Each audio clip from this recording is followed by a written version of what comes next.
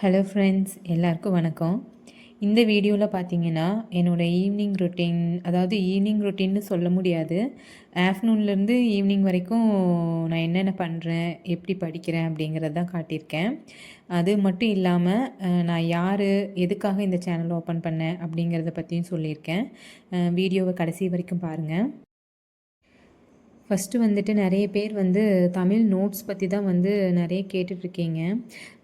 Tamil notes பற்றின videos வந்து நான் நிறையவே போட்டுட்டேன். எப்படி நோட்ஸ் எடுக்கணும், எப்படி படிக்கணும், எப்படி படித்தா நம்ம சீக்கிரம் முடிக்கலாம், எல்லா பற்றியுமே நான் வீடியோ போட்டிருக்கேன்.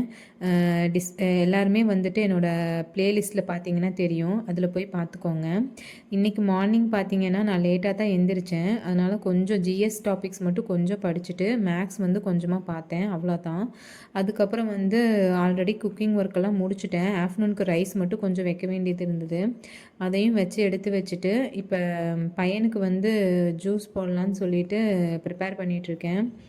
அவருக்கும் வந்து ஜூஸ் போட்டு கொடுத்துட்டேன் அப்படின்னா அவரை குடிக்க வைக்கிறதுக்கே கொஞ்சம் நேரம் ஆகும். அவர் தான் எதுவுமே சாப்பிடவும் மாட்டார், குடிக்கவும் மாட்டார்.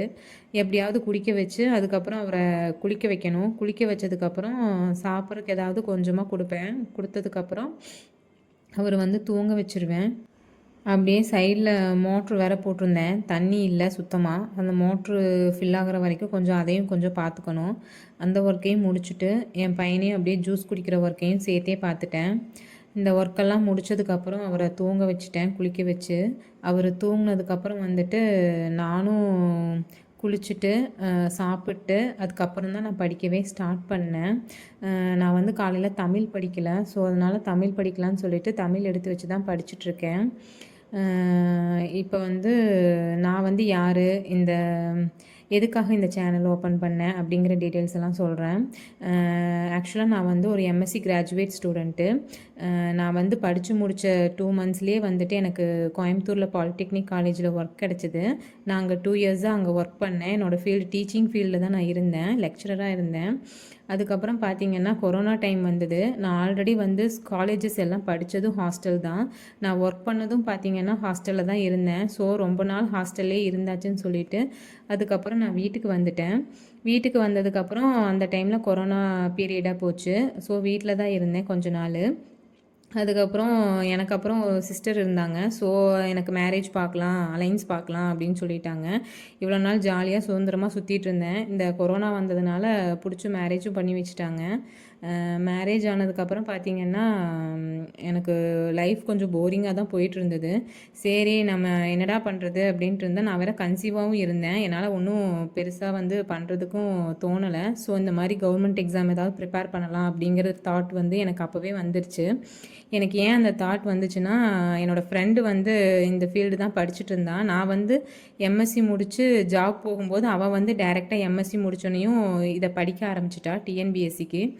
ஸோ அவள் வந்து எனக்கு அடிக்கடி சொல்லிகிட்டே இருப்பாள், நீயும் படி, நீ இப்போ ஃப்ரீயாக தானே இருக்க, நீயும் படின்னு சொல்லுவாள். ஸோ நானும் படிக்கலான்னு நினச்சி புக்கெல்லாம் கலெக்ட் பண்ண ஆரம்பித்தேன். நான் வந்து என் பையன் கன்சீவாக இருக்கும்போது 8 மந்த்ஸாக இருக்கும்போதே வந்து புக்ஸ் கலெக்ட் பண்ண ஆரம்பிச்சிட்டேன். தமிழ் புக்கெல்லாம் பார்த்திங்கன்னா என் ஹஸ்பண்ட் கிட்ட, தெரிஞ்சவங்க கிட்ட எல்லாத்துக்கிட்டேயுமே வந்து கேட்டு கேட்டு கலெக்ட் பண்ணிகிட்டு இருந்தேன். கொஞ்சம் புக் தான் கிடச்சிது அப்போ. ஆனால் வந்து அதுக்குள்ளே எனக்கு கொஞ்சம் சுச்சுவேஷன் எப்படின்னா, டெலிவரி டைம் கிட்ட வந்துருச்சு. அப்புறம் இவன் பிறந்துட்டான். என்னால் சுத்தமாக ஒரு புக்கு கூட கையில் எடுக்கவே முடியல. நான் சுத்தமாக படிக்கவே இல்லை. சரி கொஞ்ச நாள் ஆனதுக்கப்புறம் அப்படியே இடையில படிக்க முடியுமான்னு பார்த்தா பையனை வச்சுட்டு என்னால் படிக்கவே முடியல. 3 மந்த்ஸ் அம்மா வீட்டில் இருந்த வரைக்கும் அம்மா கொஞ்சம் பார்த்துட்டு எல்லாம் ஹெல்ப் பண்ணாங்க. அவங்களும் வந்து ஒர்க் போகிறவங்க. எனக்கு அம்மா வீட்லேயும் எல்லாருமே ஒர்க் போகிறவங்களாம் ஆகிடுத்து, ஹஸ்பண்ட் வீட்லேயும் எல்லாருமே ஒர்க் போக வேண்டிய சுச்சுவேஷனாக இருந்தது. ஸோ எனக்கு வந்து பார்த்திங்கன்னா ஃபுல் அண்ட் ஃபுல் பையனை வந்து நானே தான் பார்த்துக்கணும். அந்த இதில் வந்துட்டு என்னால் கையில் புக் எடுத்து படிக்கணும் அப்படிங்கிற ஒரு இதே வந்துட்டு என்னால் சுத்தமாகவே முடியல. ஸோ நான் வந்து யோசிச்சுட்டே இருப்பேன். அதாவது நான் வந்து படிக்கணும், இந்த மாதிரி புக்கெல்லாம் கலெக்ட் பண்ணியிருக்கோம், நம்ம படிக்கணும் அப்படிங்கிறது தோணும். ஆனால் படிக்கிறதுக்கான சுச்சுவேஷன் வந்து அமையவே அமையாது. நீங்கள் கூட சொல்லுங்கள், நிறைய பேர் வந்து இந்த யோசனையிலே இருப்பீங்க. நம்மளால் படிக்க முடியாது, குழந்தைங்கள பார்த்துக்கணும்னு சொல்லிட்டு புக்கை மட்டும் வாங்கி வச்சுட்டு எத்தனையோ பேர் இருப்பீங்க. ஸோ அந்த மாதிரி தான் நானும் இருந்தேன். இப்போ பார்த்தீங்கன்னா என் பையனுக்கு 2 வயசு ஆயிடுச்சு. 2 வயசு ஆனதுக்கப்புறம் தான் வந்துட்டு சரி இதுக்கு மேலே சும்மா இருந்தோம்னாலும் வந்து சரிப்பட்டு வராது. பையனை மட்டுமே பார்த்துட்ருக்கிறதும் வந்து சரிப்பட்டு வராது. நம்ம கொஞ்சம் நம்ம லைஃபுக்கும் நம்ம ஏதாவது அடுத்த ஃப்யூச்சருக்கும் பார்க்கணும் அப்படிங்கிறதுக்காக தான் வந்து திரும்ப நான் படிக்க ஸ்டார்ட் பண்ணியிருக்கேன். இனி அடுத்து ஜாப் போனால் கண்டிப்பாக நம்ம இந்த கவர்மெண்ட் ஜாப் தான் போகணும் அப்படின்னு டிசைட் பண்ணிட்டு தான் வந்து படிக்கவே ஆரம்பிச்சிருக்கேன். இப்போ என் பையனுக்கு வந்து 2 வயசு ஆகிடுது. நம்ம 3 வயசு ஆனால் தான் அவனை ஸ்கூலில் சேர்த்துனா தான் நல்லா படிக்க முடியும் அப்படிங்கிற மாதிரி தோணுச்சு. பட் இருந்தாலும் இப்போ இருந்தே கொஞ்சம் கொஞ்சமாக ட்ரை பண்ணலாம், நம்மளால் முடிஞ்ச அளவுக்கு ட்ரை பண்ணி படிக்கணும் அப்படிங்கிறதுல தான் நான் வந்து படிச்சுட்ருக்கேன். நிறைய பேர்த்துக்கு இந்த டவுட் வந்திருக்கும், என்னடா 6 மந்த்ஸ் தான் படிக்கிறேங்கிறாங்க, இவங்க என்னமோ நமக்கு பெரிய அட்வைஸ் கொடுக்குற மாதிரி நிறைய விஷயம் சொல்கிறாங்க, அப்படி படிங்கங்கிறாங்க இப்படி படிங்கங்கிறாங்கன்னு யோசிச்சுருப்பீங்க. ஆக்சுவலாக வந்துட்டு நான் 6 மந்த்ஸாக வந்து கையில் புக் எடுத்தது தான் வந்து 6 மந்த்ஸாக. அதுக்கு முன்னாடியே வந்து நான் டிஎன்பிஎஸ்சி வந்து நிறைய ரிசர்ச் பண்ணிகிட்டே இருக்கேன். அதுவும் இல்லாமல் என் ஃப்ரெண்டு வந்து அவகிட்ட நான் எப்போவுமே பேசிகிட்டே இருக்கிறதுனால வந்து இந்த ஃபீல்டை பற்றி எனக்கு நல்லாவே தெரியும். ஸோ அதனால தான் வந்துட்டு இந்த மாதிரி படிக்கிறதா யூஸ் ஆகும். நம்மளை மாதிரி எத்தனை பேர் ஹவுஸ் ஒய்ஃப் இருப்பாங்க, எத்தனை பேர் பேபி வச்சுட்டு படிக்க முடியாமல் இருப்பாங்க, அவங்களுக்கெல்லாம் கொஞ்சம் யூஸ்ஃபுல்லாக இருக்கட்டும் அப்படிங்கிறதுக்காக மட்டும்தான் இந்த சேனல் நான் ஓப்பன் பண்ணியிருக்கேன். அதுவும் இல்லாமல் இன்னொரு விஷயம் என்னென்னா, என்னோடய ஃப்ரெண்டு வந்து இந்த குரூப் 4ல் 169 வந்து ஸ்கோர் பண்ணியிருக்காங்க. அவங்க ஜாப் கிடைக்கும் அப்படிங்கிற மாதிரி தான் வெயிட் பண்ணிகிட்ருக்காங்க, பார்க்கலாம். நான் வந்து குரூப் 4 அட்டன் பண்ணேனா அப்படின்னு சொல்லிட்டு நிறைய பேர் வந்து கேட்டுட்டு இருந்தீங்க. நான் வந்து குரூப் 4க்கு வந்து அப்ளையே பண்ணலை. நான் அதுக்கப்புறம் தான் படிக்கவே ஸ்டார்ட் பண்ணினேன். ஆனால் குரூப் 2 வந்து அட்டன் பண்ணினேன். குரூப் 2மே வந்துட்டு பார்த்தீங்கன்னா நான் தமிழ் மட்டும்தான் படித்தேன். தமிழும் வந்துமே ஃபுல்லாக கம்ப்ளீட் பண்ணலை. நான் வந்து அந்த எக்ஸாம் எழுதுனதுக்கு காரணமே வந்துட்டு தமிழ் மட்டும் வந்து ஃபோக்கஸ் பண்ணி தமிழில் எவ்வளோ மார்க் வாங்கலாம் அப்படிங்கிற மாதிரி தான் பார்த்து அட்டன் பண்ணியிருக்கேன். அப்புறம் மேக்ஸ் வந்து எனக்கு ஒரு அளவுக்கு தெரியும். மேக்ஸும் வந்துட்டு அதில் போட்டிருந்தேன். ஆனால் ஜிஎஸ் வந்து சுத்தமாக படிக்கவே இல்லை. ரிசல்ட் வந்தால் நான் உங்களுக்கு சொல்கிறேன். குரூப் 2 வந்து எப்படி நான் எழுதியிருக்கேன் அப்படிங்கிறது நான் ரிசல்ட் வந்ததுக்கப்புறம் சொல்கிறேன். அவ்வளோதான் ஃப்ரெண்ட்ஸ். என் ஃப்ரெண்டுக்குமே வந்து பேபி வச்சுட்டு தான் படித்தாங்க. அவங்க பையனுக்கு வந்து 1.5 வயசுக்கு மேலே ஆகுது. ஆனால் அவங்களுக்கு வந்து ஃபேமிலி நல்ல சப்போர்ட்டு. அவங்க அம்மா வீட்டிலேயே தான் இருக்காங்க. நான் வந்து எதுனாலும் வந்து அவகிட்ட தான் கேட்டு பண்ணுவேன். ஸ்டார்டிங்லேருந்தே வந்து நான் படிக்க ஸ்டார்ட் பண்ணும்போதே அவகிட்ட கேட்டுப்பேன், எது எப்படி பண்ணலாம் என்னங்கிறதெல்லாம். அது இல்லாமல் நானும் வந்து ரிசர்ச் பண்ணி பார்ப்பேன். யூடியூப்பில் யார் யார் எப்படி சொல்லியிருக்காங்க அப்படிங்கிறதெல்லாம் பார்ப்பேன்.